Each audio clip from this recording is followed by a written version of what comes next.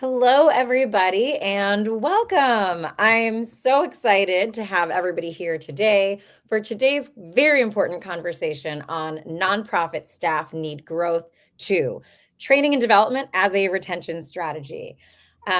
This is sponsored by the Nonprofit Hive and Relovution. The Nonprofit Hive is built by and for the community, and that includes taking turns facilitating these sessions. So I'm your host today, Christina Martin Kenny. I am the founder of Guava Tree Strategies, which I created as a solution to nonprofit staffing retentions problems. I provide fundraising strategies as a solution to nonprofit retention. So I'm really excited to have this conversation here today. And just I think to start us off, over the summer, I ran a LinkedIn poll asking folks in my audience about their professional development budget. This is not scientific. This is not peer reviewed, just my very informal poll. But 43% of respondents said they had $0 for professional development. And so I think this conversation is really, really important to talk about how we can invest in our people, our work, and our missions. So whether you're watching live today or you're on the replay, thanks for being here. And let us know where you're tuning in from, what organization you're representing in the comments. Before we dive in, I want to thank our session sponsor. Relovution is a professional development and consulting services provider that leverages the magic of humanity and trust to help strengthen teams, deepen leadership impact, and most importantly, prevent burnout. So let's get to know our panelists today. We have Harrison Holcomb, Vice President, Fundraising and Impact Analysis at Codman Square Neighborhood Development Corporation. Harrison, thanks for being here. Shannon Mitchell, who has over 10 years experience in training professionals who support families in the nonprofit sector. And unable to join us at the moment is Ubalda Mensah, founder at Upward Motion Foundation. So today we're diving right into talking about nonprofit staff retention and training and development for nonprofits folks. We're going to explore things like why professional development is often seen as a nice to have in the nonprofit sector, the hidden costs of skipping staff training and how it impacts your mission, how to build learning into your culture without blowing your budget, and what real meaningful professional development looks like, which is not another webinar.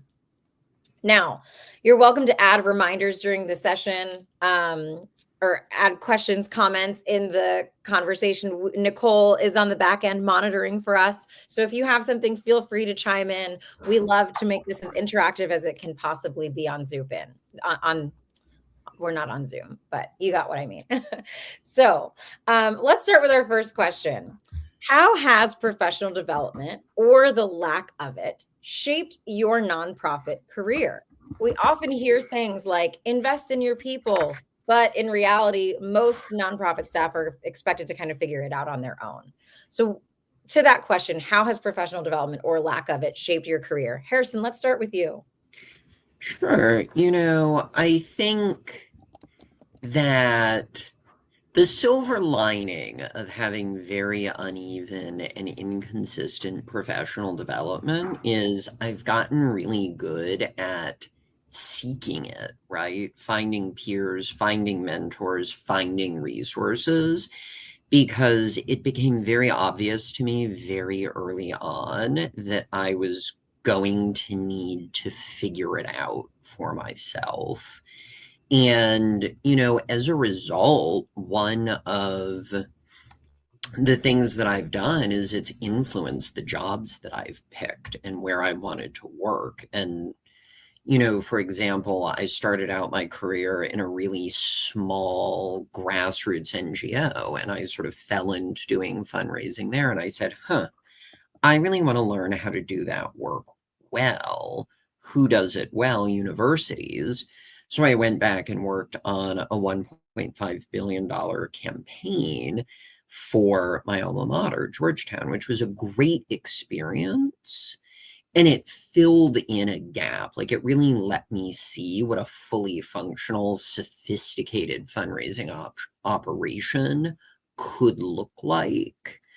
So, I think that's a gap. I think the other thing is sometimes having peers, because many nonprofits, including the ones that I've worked in my career, I might be part of a development team of one or a development team of two.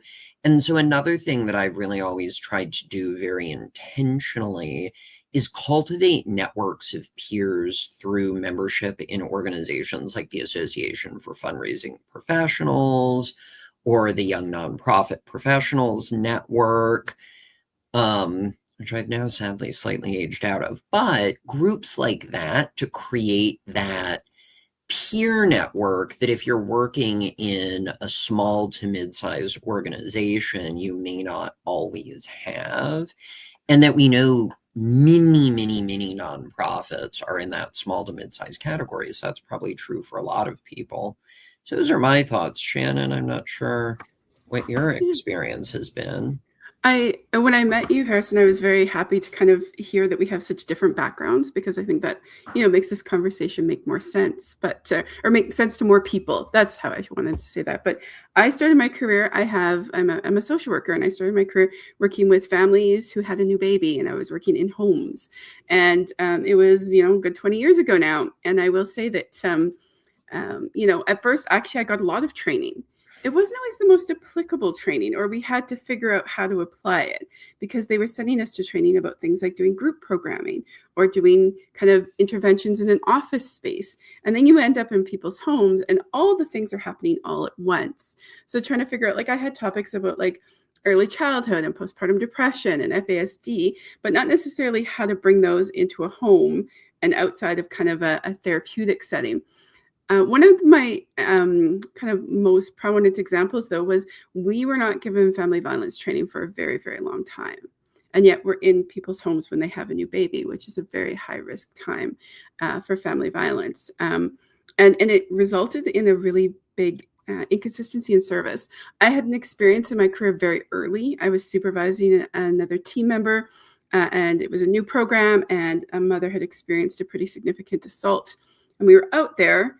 And this new worker, for better or worse, asked the mom this question. She said, "Why didn't you tell me?" Now, I don't recommend this question, but the mother said to her, "You never asked me." And so, like, from there on, that was my first year of practice. So I simply started asking people. My colleague, who sat right next to me and was seeing the same people in my community that I was, never asked because she didn't want to know. So that lack of training definitely changed the service that was available between two people in the exact same position in the same community. And so I always think about that. And as training has gotten, as the field has evolved and stuff, I would say that the training has gotten less in specific topics. There's bigger gaps happening. We used to be every 3 months, all of us in the city got together who were doing the same position and had some kind of workshop. And then it was once a year. And then it was, actually, our agency's not going to send you this year. So it definitely shifted over the last 20 years. Thank you both for that perspective. Ubalda, hello and welcome. We're so glad to have you. I'm going to just throw you into the water here with our first question that Harrison and Shannon just answered for us. How has professional development, or the lack of it, shaped your nonprofit career? Hi, Christina. Thank you so much for that. And I'm excited to be here. Professional development is really essential in the nonprofit space, especially for because we are all young. I'll advocate for the young people, especially for young people who are interested in starting. Usually, we are moved so much by passion that we forget that it takes more than passion to make something sustainable. And over the years, I was a corporate. I started full ride on passion, just excited to help people, support people. But along the way, I noticed that there were a lot of things I needed answers to regarding compliance, how to even manage projects, how to build a team, and many other things. So personally, after getting that understanding and taking certain steps to learn, take courses, I can see major progress when it comes to my nonprofit, even when it comes to engaging with stakeholders, engaging with other people in the space, because I have gotten some training when it comes to even financial literacy, project management. I'm able to talk about what we do, and we are in a better position to receive support and receive help. So that is what I can share regarding the question. Thank you. There's a little bit of a piggyback to that. But what role has professional growth played in your own journey? And what would you say were the biggest gaps? Shannon, I'm going to start with you this time. One of the biggest gaps I identified when I was kind of going through my career was the switch from frontline to supervision. There's this thing that happens, particularly, I would say, in that kind of nonprofit, working with families, working in those kind of areas, is it's like, you're good at your job. Why don't you supervise everyone? And then you get into a supervision role and you're like, oh, there's different things I need to consider here. There's different expectations. There's different ways I need to work with this. If a family member doesn't follow through on their paperwork, I'm like, that is too bad. I guess I'll have to help you deal with the consequences. If a staff member doesn't follow through with their paperwork, I have to manage that somehow. So that was one of the biggest gaps. And the other big gap was the implementation of training. And all this knowledge, but not necessarily sure what to do with that when I was actually with families who were experiencing challenges. Thanks, Shannon. Harrison, why don't you chime in? Sure. I have been fortunate to explore lots of different roles. And I think professional growth and the opportunity to learn and try new things is part of what keeps me engaged in nonprofit work. But like Shannon, I think that there is a real gap, again, between sort of, and even looking at the comments, between the idea of professional growth and development and the investment in it. And I would say that goes beyond just time. It goes, or beyond just dollars, but also time. Like, I remember going into my first supervisory role, looking at the job description, and it's broken down the percentages of how much time you spend on different things. 0% was dedicated to supervision or team leadership.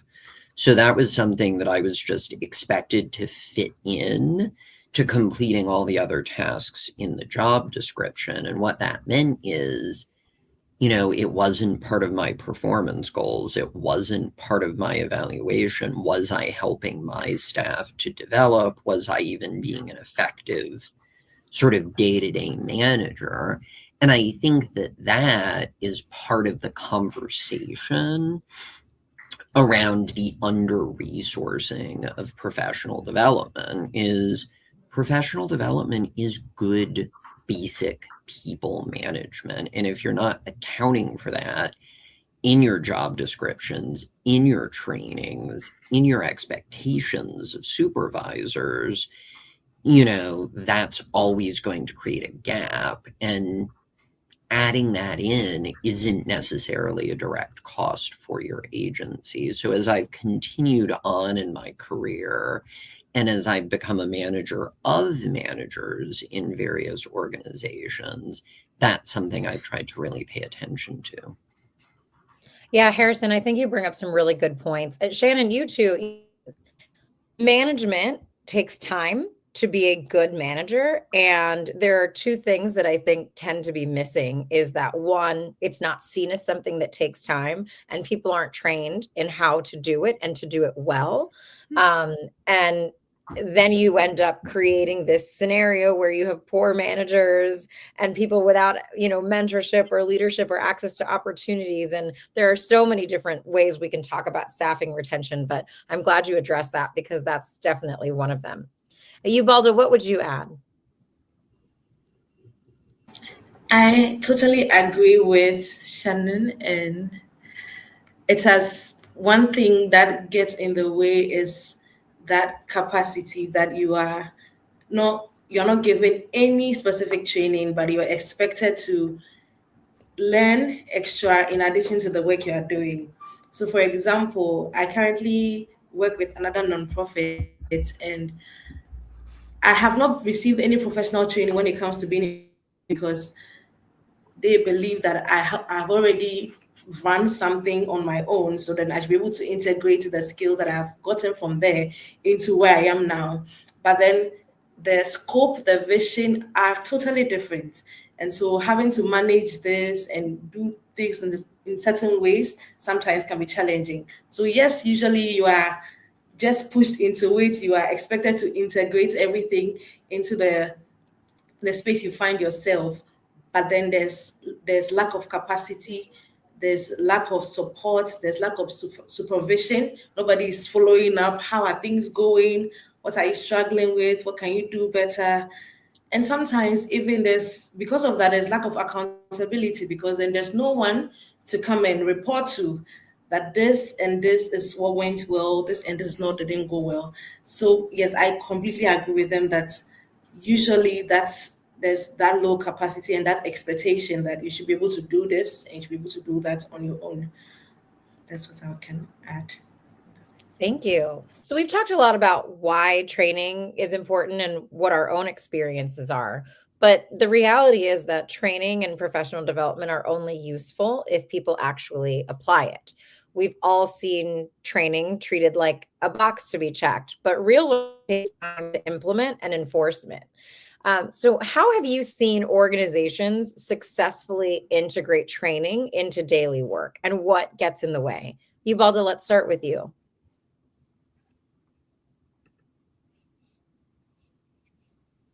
Hi, thank you, Christina. I think I'll share from my experience because I believe we're able to share better when we can back it practically. One way I believe that training works better is when you can practice what you have been trained on. So, for example, I took a course in project management on Coursera, and because I was able to practice and use the skills that I gained from that course in my nonprofit, I can say that, okay, that training was effective because now I can manage budgets, I can plan, and I can make things work. I can provide reports because I learned all these in the project management course. So when training is more effective, when people get the opportunity to practicalize it, when people get the opportunity to use it and work with it. If I go and learn something that I'm not able to use over a period, it just becomes knowledge. And after some time, that knowledge cannot be, you even forget what you have learned. I think someone shared something about driving, that when you learn how to drive and over a period, you are not able to use it, when you sit in the car the first time, you get confused because it has been quite a long time since you learned how to drive. So it's the same way when we get the knowledge and we are not getting the opportunity to practicalize it and use it on the field, it becomes difficult for it to be effective. So that's one thing that I'll share on how the training can be made more effective in the space we are in. Thanks, Ubalda. That, they say it's like learning to ride a bike. You never forget. And as somebody who went 15 years without riding a bike, you definitely do forget. So yeah, I think that's a really good metaphor. Harrison. Sure. I think there are a couple of things that can really help to build training into daily work. So one is actually cross-training. And, how are you making sure that for key functions in your agency, there are multiple people that know how to use that software, that know how to complete that function? The caveat I always give here is sometimes that there are things that for reasons of confidentiality or financial controls can't be fully cross-trained. But I think cross-training is a great opportunity to expand people's skills, build resilience in the organization, and let people start to build some of those management, teaching, coaching skills. Because if you're the employee that then needs to teach your peer how to use Canva to create a flyer, how to send an email in constant contact, you're building your skills. And can I articulate this process? Can I explain someone? So I think that's a very practical, bite-sized way to do it that again gets integrated. I think, and I mentioned this in my response to the previous question, I think that something that frequently gets in the way is a lack of emphasis and expectation around good sort of management and structure in agencies. Because in order to do training and professional development, you need to have regular supervision, predictable one-on-ones, some kind of approach to goal setting and performance management. Like if you aren't setting that baseline right because you're so caught up in just getting the work done and keeping your head above water, you're going to really struggle to do training and development, and it sort of becomes a vicious cycle. So I think if you're a leader in an agency and you're struggling with what's one thing that I can do to start building toward a better approach to training and professional development, it's commit to having and keeping a weekly one-on-one, even if it's 30 minutes with people that report to you. Like those little things create the time and the space and the structure where learning, knowledge transfer, documentation can happen. Harrison, I love the point you made about cross training. I, as a fundraiser, I'm also a long distance runner, and I could write a book about my thoughts on the whole fundraising as a marathon, not a sprint analogy. But one of the most important things in distance running is cross training, right? You have to build strength, you have to build endurance in ways that aren't just running. And the parallel is so accurate when it comes to professional development, because what kind of skills, soft skills, do you need to build that support your longer term organizational goals, right? Beyond just the hard skills of doing the actual work. So yeah, that's a really, really, we've got such great analogies here. Shannon, let's turn it over to you. I really appreciate what both of you have said, and I'd probably like to build on both of it. And one of them is this idea about a culture of growth mindset, of learning. A lot of the things that really support integration of training involve kind of being vulnerable and practicing things and maybe doing that in front of one another. And I know that can be really challenging. We're not always I'll be honest with you. I'm kind of that oldest child perfectionist thing. And so while I love to learn, I also don't want to learn through making mistakes. Like that's just part of my makeup. But, working within an agency where, making a mistake might impact your employment status. It might impact things like raises, right? If you're not doing well. So thinking about how to integrate those opportunities to try and to make a mistake in a way that is kind of open to everyone. Ideally, your training has practice built in. I don't call them role plays. I call them practice. People hate it sometimes. And I'm like, listen, the first time you do anything is always extremely awkward. It's actually probably not ethical for the first time you do this to be with a client, right? Now your second time, the first time you do this with the client, you are going to be so much better at it than you were sitting in this room. We know that. We're not waiting for you to be perfect. Right? So getting past that first time using a skill, right? And then maybe we build those into a team meeting. We practice with each other. I was working with one training. It was a specific training that people needed to take from the United States. And they learned 6 tools in 6 hours with 34 steps that were supposed to be integrated into practice. And they were communication skills. So they weren't like, just do the checklist. It was, and so when people would send their staff, I would spend 2 hours a week. We'd dive into one tool. We'd practice the tool. I'd ask them to spend this time focusing on it this week. And people are like, that feels really, really artificial. And I would say to them, it only gets natural if you try it. So the only way to try it often is to this artificial way of integrating into your practice intentionally. And, thinking about when you are doing a training with, and you have a caseload in place, choose the people you're going to try it with first, right? Think about those people who might want to give back, who really enjoy learning new things. And, I had families when I was working frontline, when I went to training, they'd be like, hey, Shannon, do you have anything new we're going to try? Like, they'd be like ready for me to bring them something different.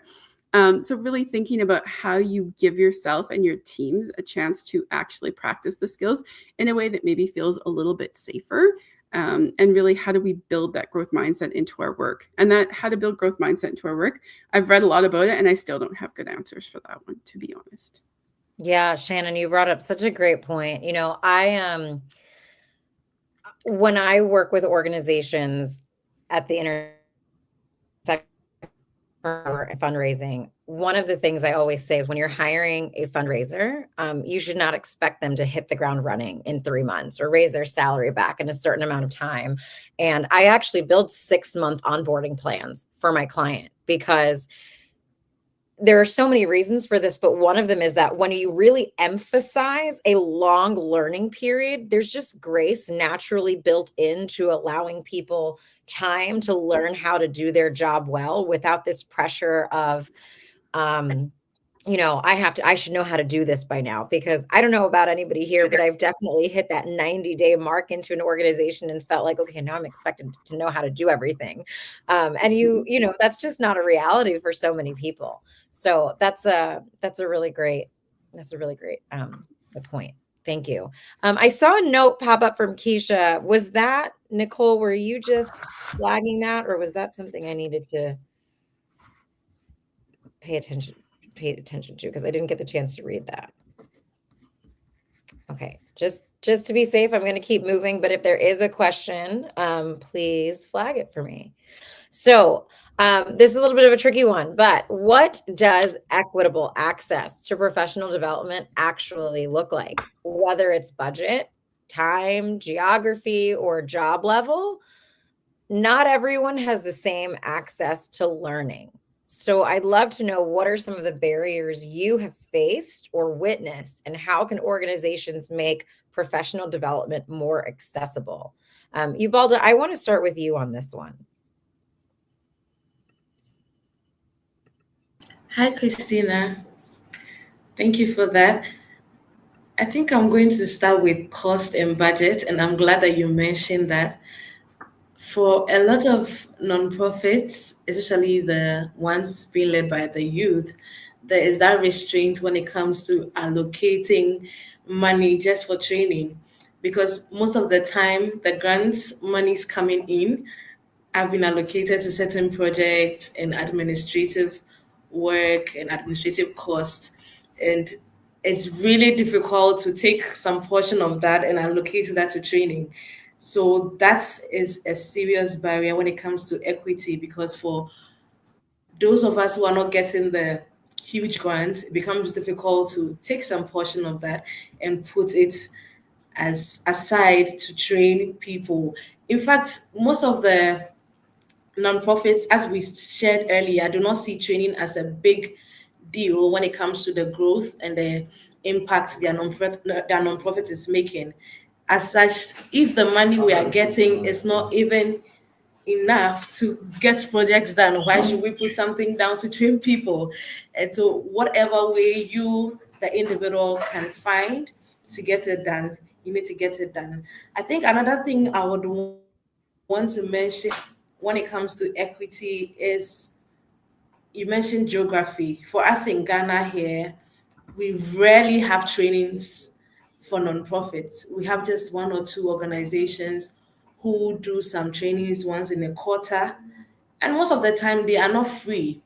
But I don't know how the situation is outside Ghana. I don't know how the situation is in the US or in the UK. I don't know how easy it is to get access to such trainings. So equity comes in here too, because we do not get easy access. If I decide that, okay, I want to join a training happening in the UK, sometimes I'll just see the cost of the training and I'll decide to just sit back, because, oh, how am I paying $200 for a training that is going to last for 2 hours? So this is a serious barrier when it comes to equity and getting equal access to some training opportunities for young nonprofits here in my part of the world. Yeah, I did a training a couple summers ago in Kenya, and there were people who had traveled 15, 20 hours one way by bus just to be able to access this training, because in East Africa, as you just shared in West Africa, there's a real limitation on training. And so that's definitely something that, we need to consider in terms of geography. And even in places like the United States and Canada, where there are more opportunities, they tend to happen in larger cities, and organizations with very small budgets often cannot travel. So that's definitely something in our increasingly global, remote, connected world to think about, is making more accessible opportunities available for people. Not just for geographic reasons, but others as well. Shannon, what do you have to add? So yeah, to really build on that, I'm here in Alberta, Canada, and I see a lot of people here American. So roughly speaking, we're about the size of Texas, but there's 4 million people here. So, if people are kind of thinking about what that looks like. I'm also from Saskatchewan, similar size, 1 million people in the whole province. So when you're thinking about kind of how people are spaced and how they can travel to training, kind of similar to what you were talking about with Uganda, different for sure, but similar in terms of like the space requirement. And so I was training provincially in 2020 when all the things changed. And lots of things went virtual, and people were kind of like, yay, everyone can attend all the time now. And I was like, our most isolated people have the least reliable internet. They're least likely to be able to protect their time if they're at the office using the internet, because they're still managing the door when people are coming in, because there's only one person who works there or 2 people who work there. So really thinking about like equity is sometimes approached from a very kind of, I would say, urban kind of centric point of view. And we think we have solutions for other people. But I will tell you that the most isolated people in our province wanted to come to training in person. They wanted to connect with other human beings. Many of them were working in agencies that were embedded in Indigenous culture. And so the connection to human being is actually the first step to anything that you do.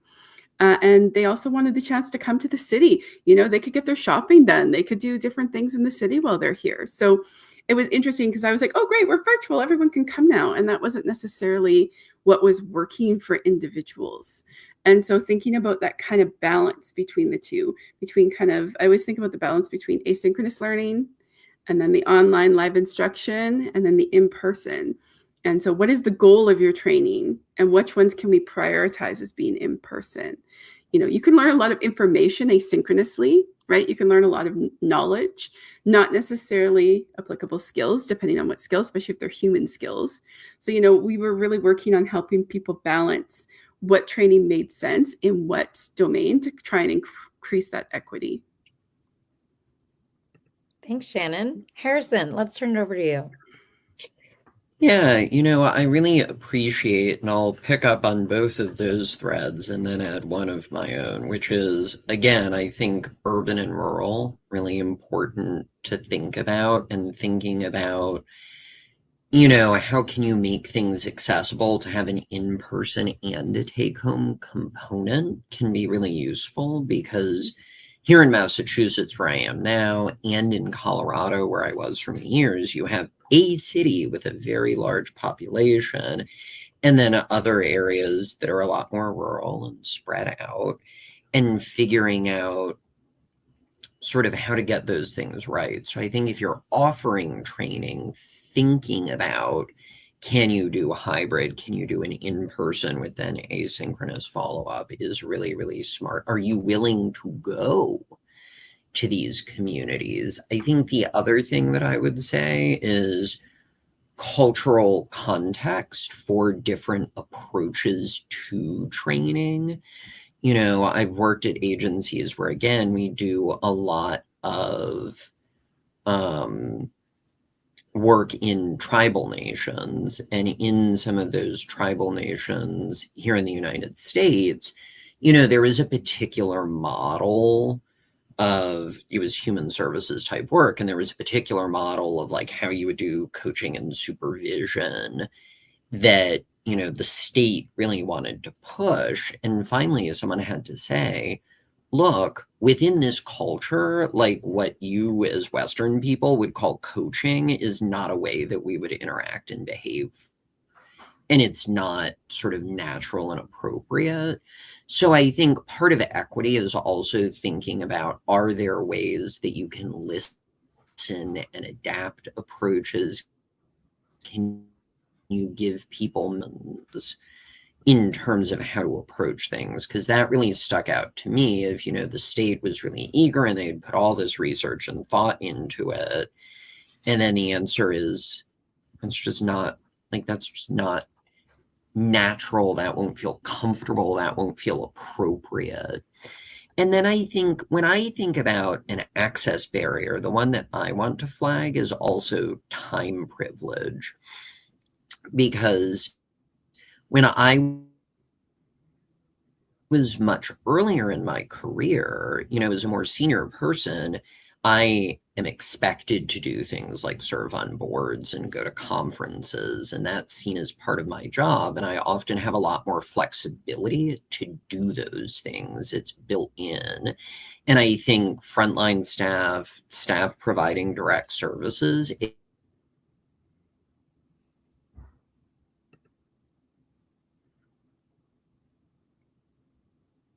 Did we lose Harrison? I'm wondering that.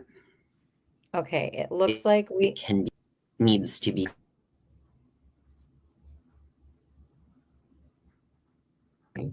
Did you lose me? Am I back?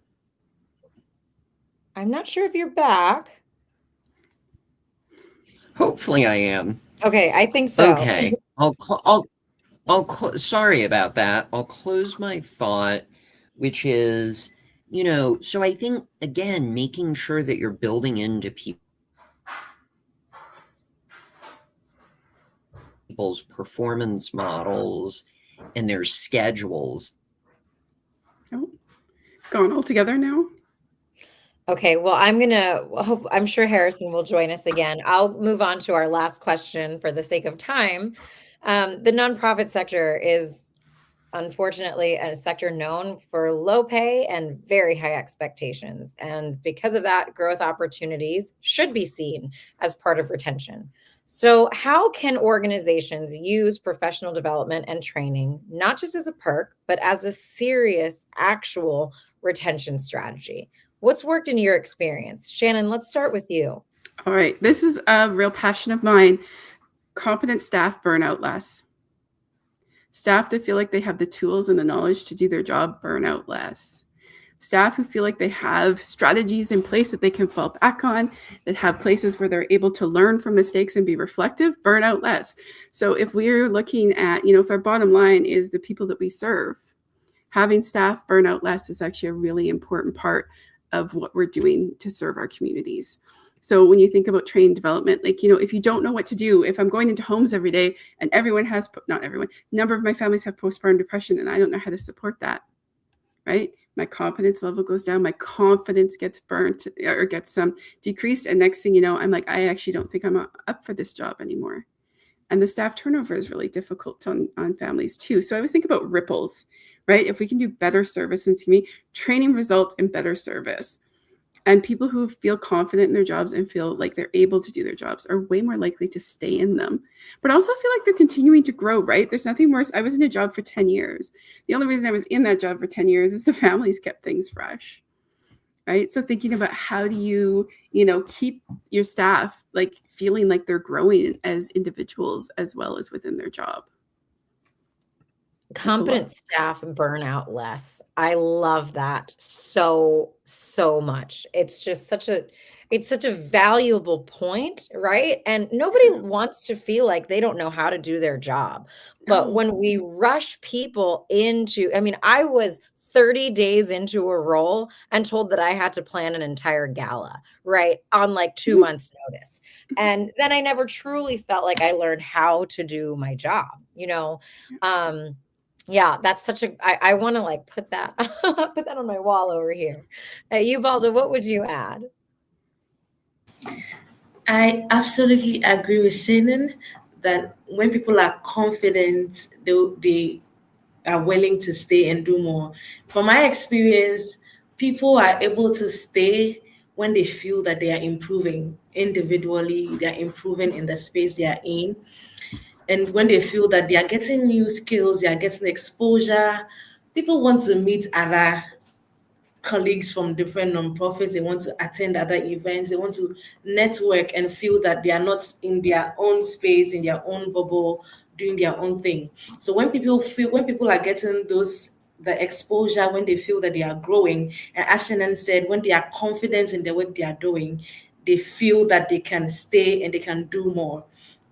And so I completely agree when she said that. And I think I'll also mention the fact that when people are given opportunities to use what they are learning, if I'm going to learn how to prepare, as let me use your example, if I'm going to learn how to plan an event, I should be given the opportunity to do something, even if it's a small company end of year party, then I can move on to plan an entire gala. So when people get the opportunity to practice what they've learned, then they can really see growth, they can really see improvement. Then they see that, okay, I can be here for 10 years, and I know that by the time I'm done, I can build my own nonprofits or even consult for other nonprofits. So absolutely, when people are confident, when they have the opportunity to practice, we can promise some retention in the space. Yes. Thank you. Okay, so I think that's all the time we have today. I really, really appreciate your valuable insights. Harrison, I know dropped off, but Harrison, Shannon, and Ubalda, please give everybody here a follow on LinkedIn to learn from them and their insights. You know, it's December 16th. I'm sending so much warmth to everybody who is on this call right now, navigating the year end craziness of being a nonprofit, a person in this space. And so, as you're heading into the new year, think about how you can take the lessons from this topic and implement them, not just within your own teams, but with yourself. I am hoping to be putting together a really valuable resource on free and low cost professional development opportunities that I'll be sharing about soon. So yeah, thank you everybody for being here. Thank you to our valuable, fabulous speakers, Shannon, Ubalda, and Harrison. And everybody, I hope you have warm, safe, and happy holidays and an easy, fruitful end of year giving season. Thanks for joining, everybody.